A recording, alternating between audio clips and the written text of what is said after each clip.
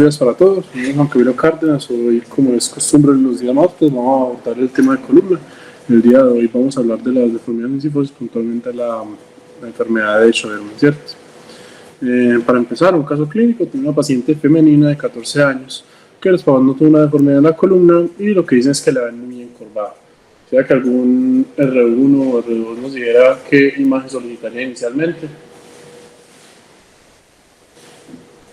Lo acabo de decir.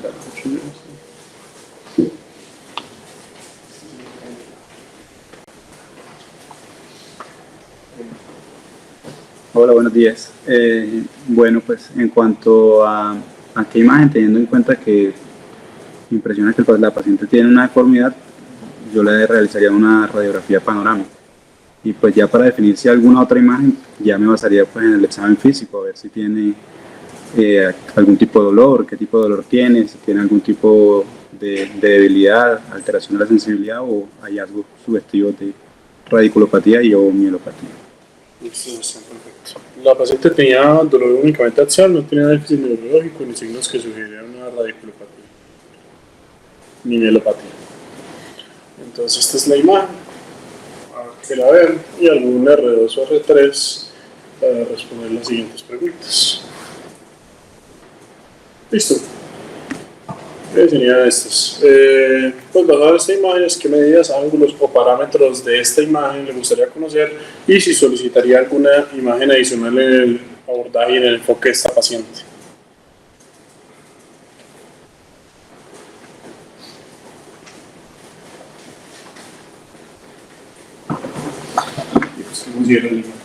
Bueno, buenos días. Si a grosso modo viendo la radiografía se evidencia una hipercifosis dorsal.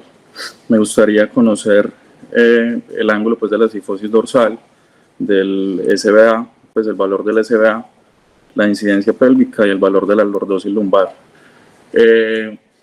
Se pudiera pues solicitar una resonancia magnética para mirar otros hallazgos como hernia lumbares, espondilolisis, nódulos de Smore. Perfecto, la figura es de 87 grados y los otros parámetros que nos solicita Sebastián, tenemos una lordosis lumbar de 52 grados con una incidencia pélvica, pues no se ve mucho, pero es de 32 grados, la que se ve más abajo, y un SBA de menos 8 centímetros, menos 81 milímetros. Bueno, ya para un R4 o R5, en este paciente puntual, ¿qué tratamiento propondrían? Y en caso de ser una cirugía, más o menos, ¿qué tener en cuenta para el planeamiento y qué planeamiento propondría inicialmente?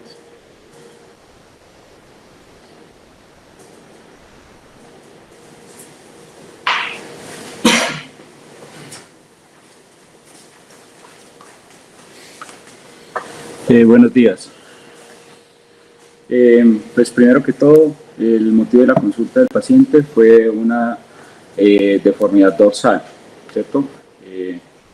Lo primero que tenemos que hacer en estos pacientes es definir si esa deformidad se debe simplemente a una alteración postural o no, ¿cierto? ¿Por qué? Porque la mayoría de los casos podría ser esta la causa y antes de solicitar imágenes y demás, lo primero que se detecta es al examen físico cómo se encuentra esta deformidad. Entonces, con la maniobra de Adams, la idea es verificar esto. Ante una posible deformidad, como una cifosis de Sjögren, podríamos ver que con esta maniobra se va a pronunciar más en el ápice de la deformidad y en contraste a la deformidad que es por posición, usualmente la vamos a ver pues una curvatura que puede estar pronunciada pero que va a ser armoniosa en relación a la lordosis lumbar y cervical. Entonces, teniendo en cuenta esto, inicialmente podríamos considerar la realización de estudios adicionales. Además, es muy importante saber cuáles son los síntomas del paciente, si presenta dolor, la localización del dolor. Luego de eso, lo que se realiza es una evaluación principalmente para saber si tiene alteraciones neurológicas que nos hagan sospechar, por ejemplo, de un síndrome de una compresión ya sea radicular o en este caso, en este nivel específicamente, a nivel dorsal, ¿cierto? Ya sea con un síndrome de motoneurona superior o inferior, dependiendo de la localización de la deformidad. Con la panorámica que se observa, podemos tomar en cuenta qué tipo de deformidad podríamos estar enfrentados. En este caso, observaríamos una cifosis y deberíamos evaluar si en este ápice, por ejemplo, cumpliría los requisitos para una cifosis de Scheuermann. Entonces, debemos tener claro que el diagnóstico, ¿cierto? Como lo plantean los criterios, estaríamos frente a un posible diagnóstico de estos con unos grados, más de 5 grados de los 3 segmentos adyacentes, y de entrada tendríamos que realizar una resonancia magnética, principalmente es para poder definir si viene acompañado de otras alteraciones que muchas veces cambiarían el planeamiento quirúrgico, como por ejemplo una hernia de disco dorsal o un CIRIX. Entonces esto podríamos evaluarlo a través de esta imagen. Teniendo en cuenta los diferentes ángulos, tenemos que evaluar el balance sagital. En este caso específico, plantearíamos adicional de eso, teniendo en cuenta la edad del paciente y su maduración, cuáles serían primero el grado de cifosis que tiene, con el objetivo de saber si está entre 60 grados, entre 60 a 80 o más de 80, porque dependiendo de eso se plantearía cuál sería la mejor opción de tratamiento. Entonces, en un paciente que en este caso, por ejemplo, que podríamos considerar si tiene o no una madurez esquelética, y teniendo en cuenta que tiene una cifosis mayor de 80 grados y dependiendo de los síntomas que tenga, podría plantearse una opción quirúrgica, ¿cierto? Dentro de las opciones de tratamiento que hay, primero que todo, teniendo en cuenta la construcción, se debería incluir toda la deformidad. El nivel superior de la deformidad podríamos considerarlo en la mayoría de la literatura a nivel de T2 para iniciar, pero el nivel inferior o la última vértebra instrumental debería considerarse teniendo en cuenta dos parámetros, siendo una línea que se traza desde el borde posterior del sacro y siendo la última vértebra con lordosis que se toca este nivel, y esto coincide muchas veces con el disco donde comienza la lordosis. Entonces, teniendo en cuenta, por ejemplo, este paciente, ¿podrías mostrar las imágenes?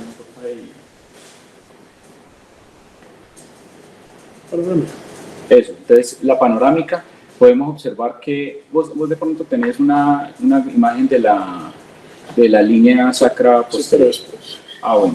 Entonces, teniendo en cuenta eso, podemos observar, por ejemplo, de que la lordosis torácica, ¿cierto? Más o menos terminaría en 5, 4, 3, más o menos se encontraría como entre T1, T2 hasta más o menos L2, ¿cierto? Pero tendríamos que tener en cuenta esta línea sacra vertical para poder definir cuál sería el último segmento instrumental para poder definir y disminuir el riesgo de una cifosis de la unión distal. Ese sería como más o menos el planteamiento que se realizaría. ¿Le estaría algo adicional en la cirugía? ¿Alguien de pronto considera la osteotomía algo por el estilo? ¿O no considera esto necesario? Bueno, listo.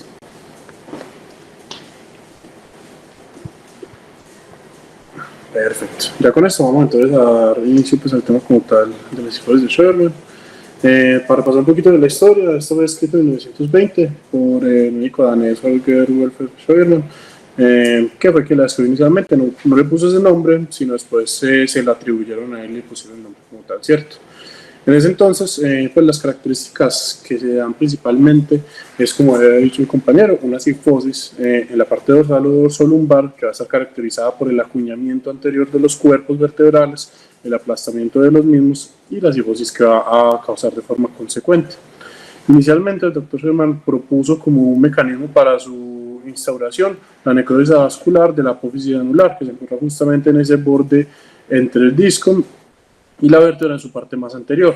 Al hacer una necrosis vascular a este punto no va a permitir el crecimiento de la parte anterior del cuerpo y era lo que iba a conllevar al acuñamiento y a la deformidad en estos pacientes. Otros autores, principalmente Schmoll, le atribuyó pues como la etiología a la presencia de los nódulos que llevan su nombre, ¿cierto? Al haber una alteración de la placa terminal y el cuerpo vertebral como tal, con una herniación del disco hacia el mismo, él propuso que esto iba a causar una alteración en el desarrollo y en el crecimiento pues craneocaudal como tal de la vértebra, y que esto era lo que iba a conllevar como tal a la instauración de esta deformidad. Para un poco de epidemiología, es muy variable según los estudios que revisemos, principalmente por los criterios diagnósticos que se usan para mencionarla, ¿cierto? Puede ir desde el 0.4 hasta el 8% aproximadamente de la población general. Inicialmente se creía que era mucho más preponderante en el género masculino, sin embargo, a medida de los años se ha visto que en realidad es bastante equitativo entre los hombres y las mujeres. La edad de presentación va a ser entre los 12 y 17 años, sin embargo, van a tener pacientes mayores que la pueden tener, pero va a ser ya una cifosis y una deformidad ya instaurada como tal, ¿cierto? Y se pueden encontrar con unas condiciones asociadas, especialmente la hiperlordosis como método compensatorio, como vimos en este paciente. La escoliosis también se puede presentar hasta un 30% de la espondilolisis y la espondilolisis por las cargas que se presentan en estas vértebras. Asimismo, al tener la deformidad, para intentar compensar la misma por la postura del paciente, muchos de estos pueden desarrollar una contracción de los isquiosurales. Entonces, a grosso modo, se va a dividir en dos, la tipo 1 y la tipo 2. La tipo 1 va a ser la más común y la más benigna, afortunadamente. Va a ser una curva principalmente torácica, como la que vimos ahora. El lápiz va a estar más o menos entre T7 y T9 y va a ir desde T1, T2 hasta T12, L1 aproximadamente. Pero la tipo 2 va a ser una curvatura toracolumbana en la cual el ápex se va a bajar de nivel hasta T10, T12 más o menos, y va a ir desde T4 hasta L2. Esta va a ser más progresiva, más sintomática y va a requerir intervención un poco más oportuna.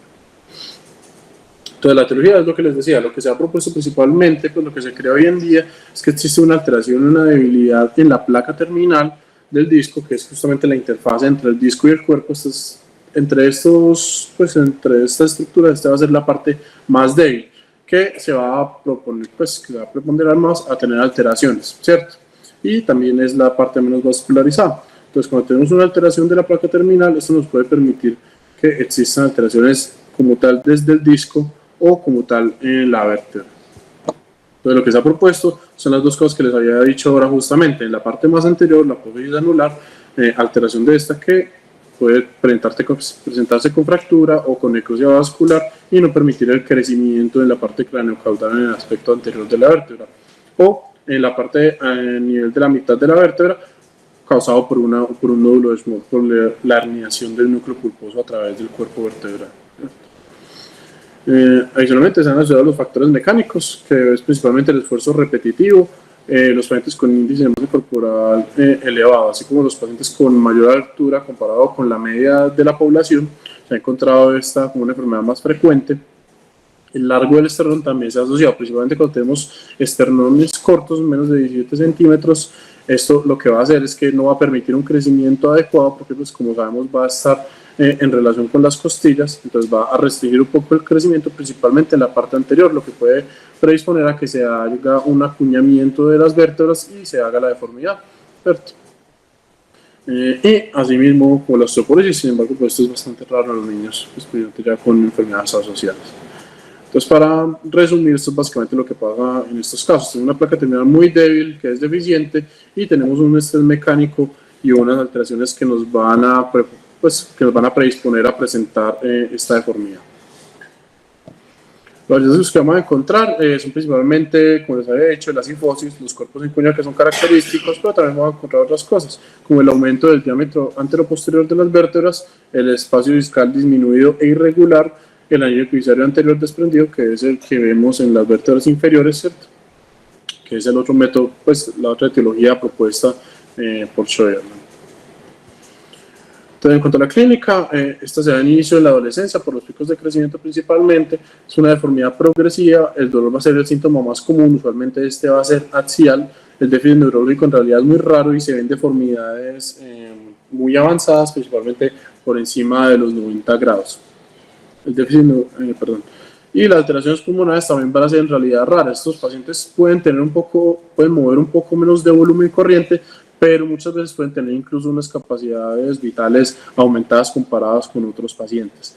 Y justamente lo que decía Jorge es el test de Adams, que nos permite evaluar cómo se comporta la deformidad ante la movilización, ¿cierto? Cuando llevamos al paciente hacia una flexión, la deformidad incluso va a aumentarse, se va a acentuar más, como lo vemos en este paciente. En los pacientes que tienen una deformidad posicional, esta no se va a aumentar, sino que se va a mantener de una forma armoniosa o incluso disminuir cuando se llevan a la flexión. Entonces, la radiología, nuestros principales armas van a ser las radiografías panorámicas, en las cuales vamos a tener que evaluar diferentes aspectos, ¿cierto? Entre esos va a ser la cifosis dorsal. Solamente podemos medir esta desde T1 hasta T12, pero pues en esta deformidad como tal tendríamos que evaluar cuáles son las vértebras terminales, ¿cierto? Que son principalmente las vértebras en las que se presenta un mayor ángulo y la transición de entre una cifosis y una lordosis, ya sea a la cervical o a la lumbar. Adicionalmente, tenemos que evaluar el balance sagital que maneja estos pacientes, porque usualmente estos van a tender a ser más urología tipo 1, ¿cierto? Van a tener una incidencia pélvica baja y van a aumentar la lordosis lumbar para intentar compensar la deformidad, pero a pesar de esto van a tener un balance general pues negativo, como lo vimos en el paciente que teníamos. Y para mostrar un poquito de los signos que se pueden presentar, es el signo de Knudson, que es justamente el acuñamiento con alargamiento de la vértebra, y el signo de Edgren también es bastante característico, que es, no existe un acuñamiento, pero cuando hay una vértebra justamente adyacente a una vértebra acuñada, se puede alargar sin tener un acuñamiento como tal, así como los nódulos de Small y los fracturas pues, de los pedacitos de alteraciones de la epífisis pues, anular que les había comentado ahorita. La resonancia también es bastante útil y la podemos usar principalmente para lo que nos decía el compañero Jorge. Uno, nos va a ayudar a ver los nódulos de Small, y dos, nos va a ayudar al planeamiento, porque en caso de que exista un deterioro, una alteración neurológica, o estos pacientes también pueden tener alteraciones a nivel de los discos, ejemplo, hernias discales, que nos van a condicionar el manejo quirúrgico en caso de que fuera solamente vía posterior, ¿cierto? Por el riesgo de deterioro neurológico en la corrección de la deformidad. Entonces, el diagnóstico, como también, se usan los criterios de Sorensen. Para diagnosticar esto se tiene que debe ser una cifosis mayor a 40 grados, ¿cierto? Sin embargo, cuando tenemos una deformidad dorsolumbar, esta puede considerarse como de 30 grados. La placa terminal de estos cuerpos vertebrales debe ser irregular, debe haber una pérdida en la altura del disco y tenemos que tener más de 3 vértebras adyacentes con un acuñamiento de 5 grados o más. Posteriormente se desarrollan otros criterios, son los criterios de Berlín. Estos van a tener un criterio mayor, que es el signo de Edgren-Vaino. Esto se encontró como un signo patognomónico de la enfermedad, y lo que ocurre es que tenemos un nódulo de Small y justamente en la vértebra de abajo existe un crecimiento que va a seguir la forma del nódulo. Esto lo que nos quiere decir es que estamos ante un paciente joven que todavía está en desarrollo y que tiene alteración en la placa terminal, que es justamente lo que les había dicho, que es lo principal en la etiología de esta enfermedad. Por lo que cuando un paciente vemos un signo de Edgren-Vaino, ya podemos hacer el diagnóstico como tal de la cifosis de Schoederman, ¿cierto? Y si no tenemos esto, tenemos otros 5 criterios, perdón. Vamos a necesitar 3 de estos, siempre y cuando tengamos el criterio número 2, que van a ser las irregularidades en el cuerpo vertebral, en las placas terminales, en cualquier vértebra. Y ya si tenemos nódulos de Small, si tenemos el acuñamiento anterior, si tenemos un aumento en la cifosis, acá nos dicen qué número, ¿cierto? Y si tenemos una disminución en el espacio articular, principalmente en el disco, esto nos va a apoyar el diagnóstico y nos va a pues ya hacer el diagnóstico con los criterios de Berlín. Entonces, ¿qué podemos hacer? Podemos hacer manejo médico, principalmente las herramientas que tenemos son la terapia física, la analgesia, que esto nos va a servir únicamente para controlar los síntomas en caso de que sea dolor y la deformidad no sea significativa. Las ortosis también se pueden usar, principalmente ¿en qué casos? En los casos que tengamos una cifosis que sea flexible, que no tengamos ya signos de anquilosis, en pacientes que tengan un esqueleto inmaduro, o sea, cuando ya tenemos un ICER 4 o 5, ya no lo podemos usar, tenemos que asegurar que al menos tenga un año de crecimiento todavía disponible para la modificación de la curvatura, ¿cierto? Y se ha demostrado que su principal utilidad es cuando tenemos cifosis menores a 65 grados. existen diferentes tipos de ortesis, ¿cierto? El que está a la izquierda es una de Milwaukee y a la derecha es una alemana, muy cómoda las dos. Y mi favorito, el yeso de Riser, ¿cierto? Antigravitacional, muy cómodo, muy bonito.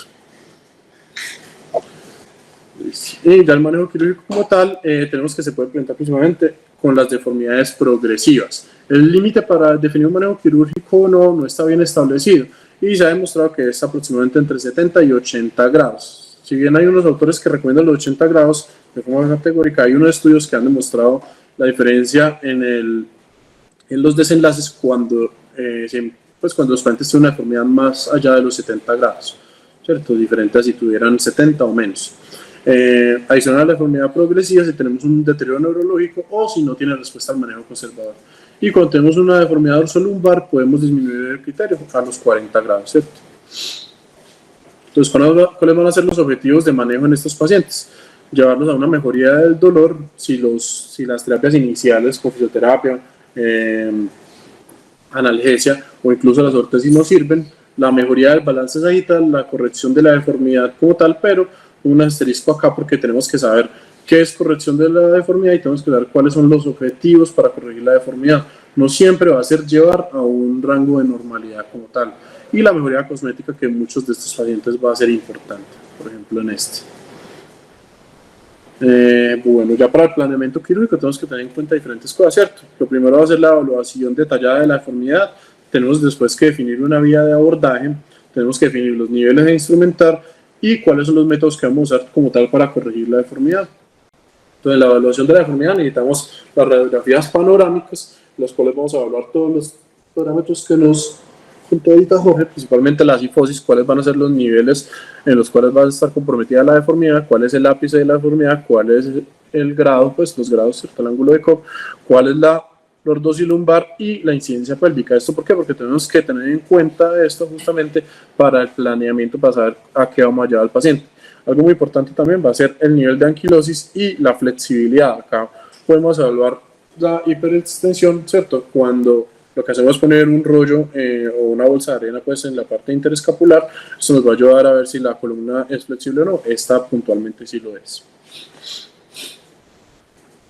Estos son los otros ángulos que son los que manejamos en el paciente, ¿cierto? Tenemos entonces una cifosis de 87 grados, tenemos una incidencia pélvica de 32 grados. Recordemos que para calcular la incidencia pélvica va a ser una línea trazada de forma perpendicular al platillo superior de S1 con una línea que va a llevar hasta la cabeza del fémur, ¿cierto? O el acetábulo. Esto, en algunos casos como en este, tenemos que están un poco rotadas, por lo que vamos a tener dos cabezas del fémur. Lo que podemos hacer es trazar una línea entre el punto medio entre los dos y a partir de este se va a llevar la línea para medir la incidencia pélvica. ¿Esto con qué objetivo? Con evaluar cuál es el balance sagital de estos pacientes. Como les había comentado, usualmente vamos a tener unas bajas incidencias pélvicas y el balance general va a ser negativo, dado por un SBA negativo, como en este caso que era de menos 8 centímetros, ¿cierto?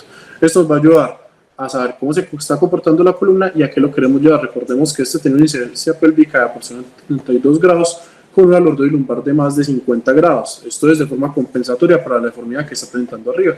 Entonces tenemos que tener esto en cuenta para cuando vamos a hacer la deformidad. Y así, adicionalmente, se encontraron en algunos artículos que, teniendo en cuenta la incidencia pélvica del paciente para llevar a un adecuado balance sagital, se podría considerar este valor como un valor tentativo a llevar la cifosis del paciente para el planeamiento quirúrgico, ¿cierto? Sin embargo, pues ya como les voy a comentar, hay unos aspectos también que tenemos que tener en cuenta para calcular a cuánto queremos llevar a nuestros pacientes.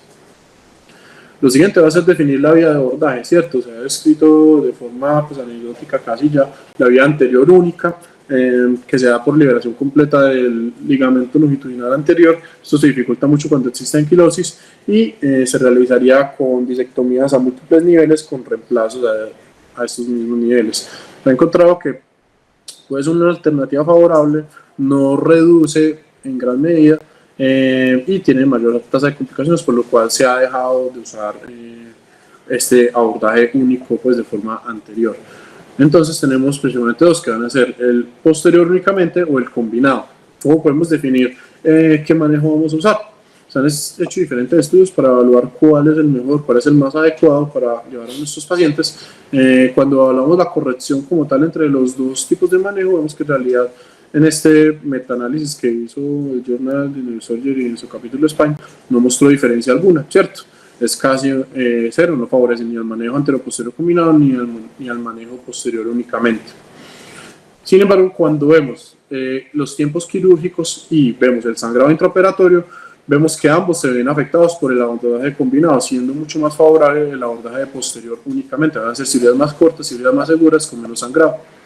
Y vamos a llegar al mismo grado de corrección de la deformidad.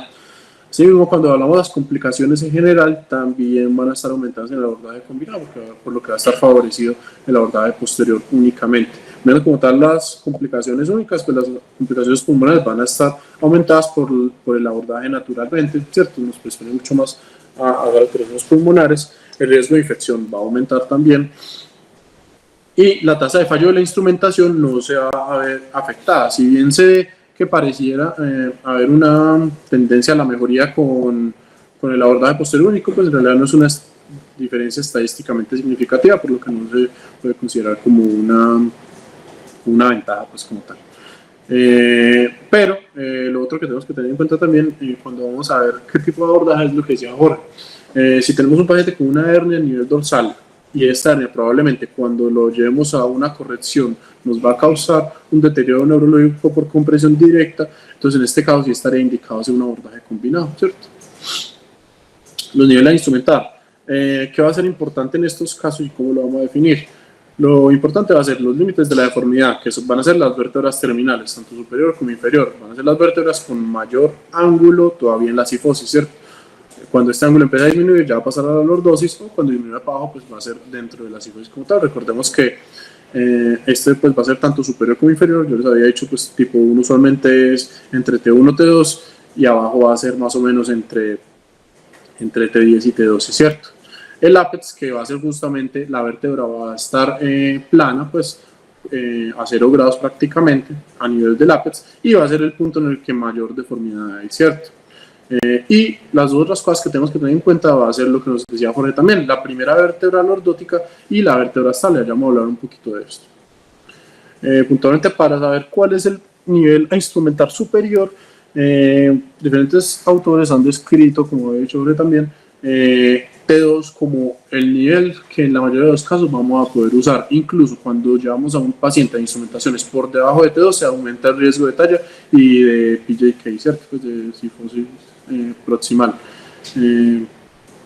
Pero también se ha documentado y se ha propuesto por otros autores usar como límite superior la vértebra terminal superior, o en algunos casos incluso cuando se define la vértebra inferior, algunos autores lo que dicen es hacer una corrección de forma, digamos, simétrica. Entonces tenemos un ápex en un nivel inferior, entonces la idea sería subir los mismos niveles que bajamos, pero pues de forma general podemos considerar T2 como el nivel superior a instrumentar o la vértebra terminal superior.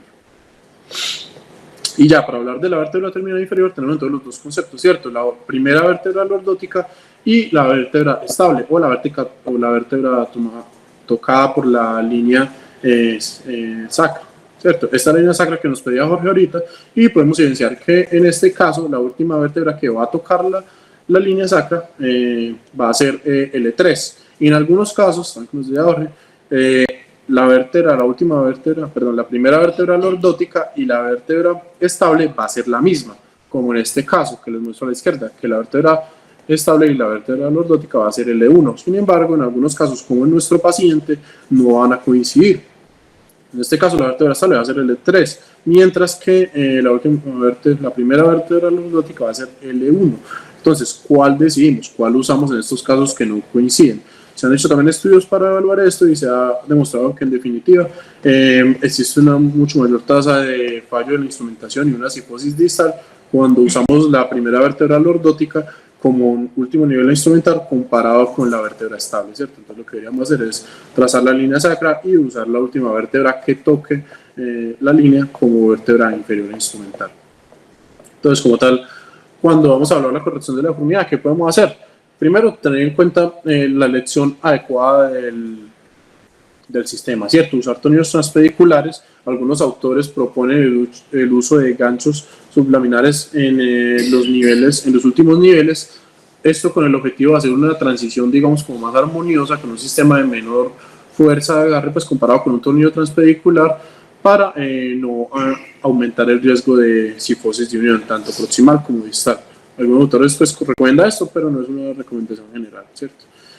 Usar barras flexibles, principalmente de titanio, que nos permitan hacer corrección de la deformidad, y ya después las maniobras y las osteotomías que vamos a realizar puntualmente en los pacientes. Entonces las maniobras, principalmente vamos a realizar la maniobra de cantilever. Esto en algunos casos se ha escrito hacerla de inferior hacia superior, pero algunos autores también recomiendan hacerla de superior hacia inferior. ¿Esto con qué objetivo? Lo que vamos a hacer es tener un extremo libre, que en este caso va a ser el inferior, y al reducir y al meter los topes y meter la barra en cada tornillo, lo que vamos a hacer es traer como tal la parte inferior y disminuir la deformidad, ¿cierto?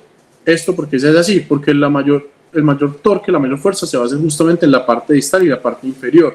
Abajo vamos a tener unos vehículos más grandes que nos va a permitir tener unos tornillos con mayor diámetro y realizar una mayor fuerza en este punto, que es donde más se hace fuerza pues de torque, ¿cierto?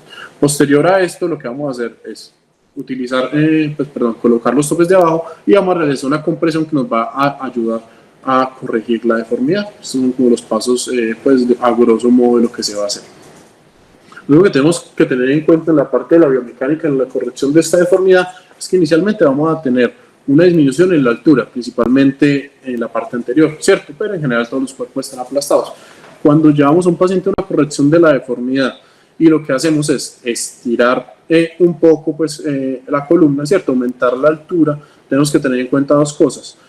Uno, que vamos a producir, pues la médula en este caso va a estar siempre tirada hacia adelante, va a estar acostumbrada a una columna mucho más corta. Entonces cuando hacemos esta corrección de la deformidad y la alargamos, existen dos riesgos.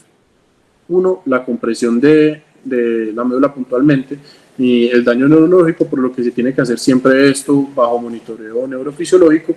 Y dos, que los elementos posteriores no nos van a permitir hacer eso. Entonces, en estos casos, y esta es una de las razones para hacer las osteotomías, es que al realizar la osteotomía nos va a permitir corregir la deformidad, el ángulo como tal de la cifosis, sin tener que ganar tanta altura. Entonces esto nos va a ayudar en gran medida pues, a la disminución de las complicaciones. Las osteotomías, pues por la clasificación de Shop, están descritas de 1 a 6, ¿cierto? Las más usadas van a ser, como había dicho el compañero, las de Ponte, en las cuales lo que vamos a hacer es quitar la articulación como tal, la faceta superior y la faceta inferior de la vértebra, pero adicionalmente vamos a quitar la apófisis espinosa, vamos a quitar el aspecto inferior de la lámina y vamos a quitar el ligamento amarillo. ¿Esto con qué objetivo? Mejorar una mejor corrección, lograr una mejor corrección, disminuir el riesgo de daño neurológico, porque cuando hacemos la corrección de la deformidad, estos elementos se podrían meter hacia el canal y nos podrían causar alteración neurológica, y no tener que ganar tanta altura, como les había dicho, como un principio biomecánico. Ya después tenemos las grado 3, que son probablemente las siguientes más útiles, que son las osteotomías por sustracción pedicular, su modificación, que son las grado 4, las cuales van a incluir el disco y parte del plato vertebral de arriba. ¿Esto con qué objetivo? Con aumentar la superficie de artrodesis, también nos puede ayudar, ¿cierto? Principalmente vamos a usar las osteotomías de sustracción pedicular ante deformidades de alto grado, principalmente por encima de los 80 grados, y deformidades que estén anquilosadas, que no nos permita una corrección adecuada con las osteotomías grado 2 o de Ponte, ¿cierto? ¿Esto por qué? Porque las de Ponte, si tenemos una anquilosidad anterior, esta deformidad no se va a corregir. No se va a corregir pues simplemente por quitar elementos posteriores, no va a permitir una movilización adecuada, ¿cierto? Y ya las grado 5 y grado 6, que son las vertebrectomías como tal, que tienen alta tasa de complicaciones y en general no son necesarias, pues a excepción ya de deformidades congénitas más complejas. Acá está la ilustración de las osteotomías de Ponte. Lo que podemos ver es que se retiró justamente las espinosas en todos estos niveles. Acá a la derecha pues está el detalle, ¿cierto? Se quitó la parte inferior de la lámina y se quitó la articulación facetaria para permitir la movilización y disminuir el riesgo de lesión neurológica cuando vamos a hacer la corrección de la deformidad. Acá está el huequito pues, ilustrado pues, con estas líneas verdes, ¿cierto? ¿Qué es lo que tenemos que hacer y cómo tiene que quedar? Entonces, principal riesgo en falla de la instrumentación, como les había mencionado, es la cifosis distal, ¿cierto? Esta puede ser tanto proximal como distal y está descrita como una cifosis de más de 10 grados adyacente a la instrumentación.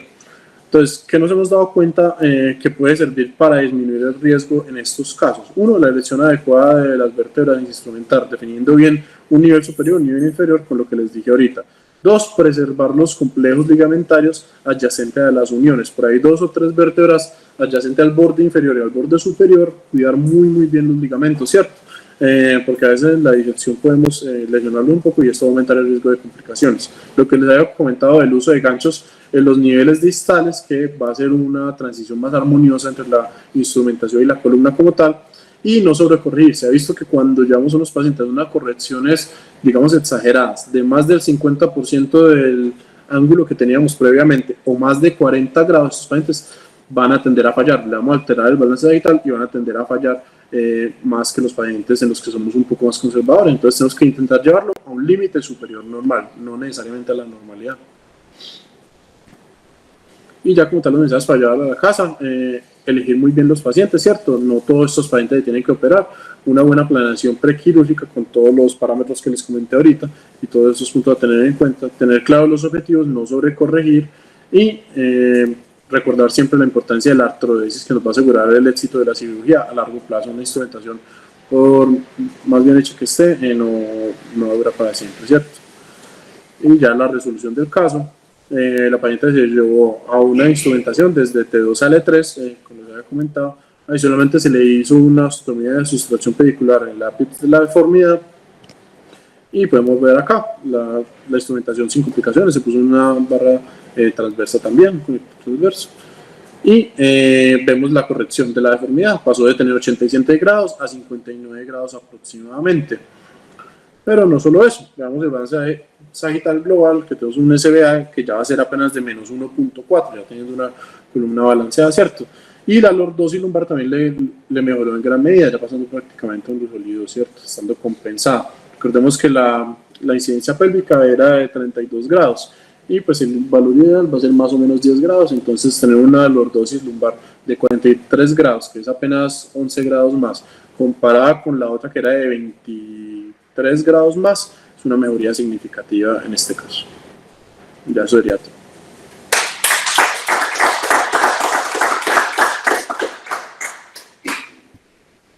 Camilo, hablo desde la ignorancia porque este tema no sé nada y nunca he operado a ningún paciente.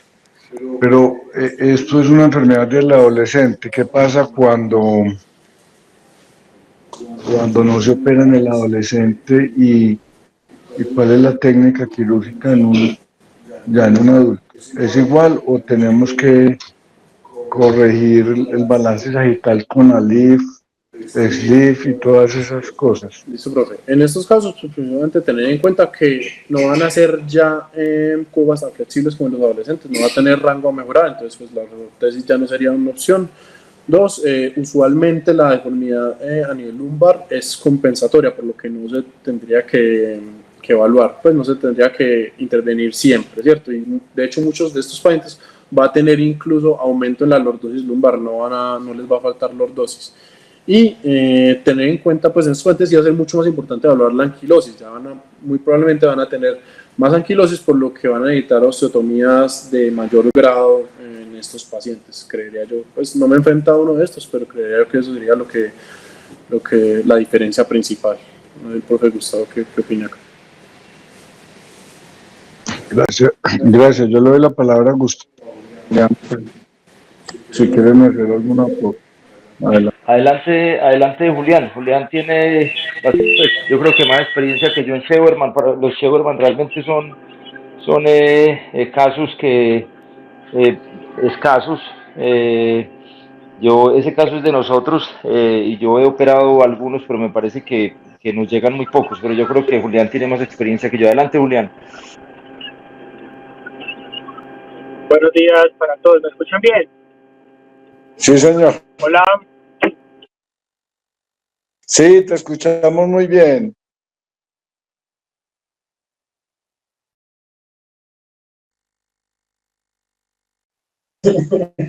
Julián se desconectó, Gustavo. Siempre le pasa igual.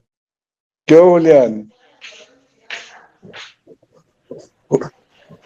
Aló, profesor, Sí, ¿me escucha? sí, señor. Hola, Sí, te escuchamos. me desconecté intencionalmente, me asusté con la pregunta. Bueno, Profesor, buenos días. Pues sí, realmente la cifosis de Sheberman no es la cirugía más frecuente de deformidades. Es muy importante todo lo que decía Juan Camilo de la selección de los niveles y de las maniobras. ¿Qué veía yo con el doctor Montero, que tiene mucha experiencia en cifosis, son casi 35 años operando deformidades? Y él era muy enfático en, primero, no sobrecorregir, ¿sí? O sea, planear una corrección de 40, máximo el 50% de la deformidad que tiene. Lo segundo, él le gustaba mucho utilizar ganchos para flexibilizar, ganchos o cables sublaminar, para flexibilizar la parte distal de instrumentación casi siempre arriba, porque la mayor presentación de PGK, de la cifosis proximal se da en el nivel proximal. Entonces él utilizaba mucho cable sublaminar y es muy importante utilizar barras flexibles. Lo que pasa es que el cromocobalto, el riel y las otras barras de acero, los otros sistemas son mucho más rígidos. En cambio, el titanio le da algo de flexibilidad, aunque eso pues no está muy bien estudiado, pero se ve menos, entre más flexible quede la corrección, menos probabilidad hay de cifosis. El cantilever es muy importante empezarlo desde la parte proximal, porque es que el torque de arrancamiento que tolera el tornillo proximal es mucho menor que el tornillo distal. Y lo que yo hago normalmente es que los primeros 3-4 niveles de la deformidad yo los fijo tal cual como están. Entonces le pongo la cifosis que tiene y empiezo la corrección más o menos del cuarto o quinto, la quinta vértebra instrumental con los pontes. En la deformidad en el caso que se presentó, necesitaba osteotomía de sustracción pedicular para poder hacer corrección. A veces el ponte no logra tanta corrección como si lo logra con la osteotomía de sustracción, y cuando se fuerza demasiado la corrección y cuando se fuerzan mucho los pontes, hay más probabilidad de falla y de la cifosis proximal. Yo creo que ya pues la revisión está muy buena. El adulto, como preguntabas, Nacho, es poco frecuente que termine una corrección. Lo que pasa es que como son hiperlordóticos, como decía Juan Camilo, uno no tiene que hacer correcciones del balance en la parte lumbar y se manejarían más o menos igual y se planearía igual. Lo que pasa es que el adulto es mucho más rígido, entonces un ponte no va a ser útil. Casi siempre hay que ir planeando una osteotomía de sustracción pedicular de entrada para corregir un adulto. Pero la corrección del balance no sería en la parte lumbar, porque es un hiperlordótico, sino sería en la parte dorsal, si es un tipo 1. Si es el tipo 2, se evalúa qué tan cifótico está y se hace una osteotomía de sustracción pedicular.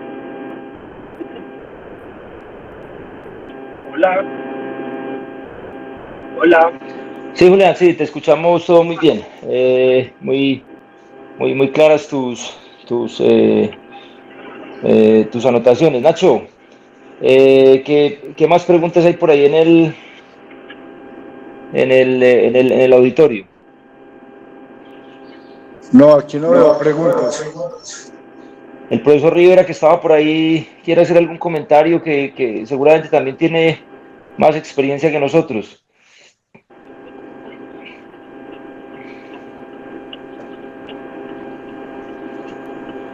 Parece que no.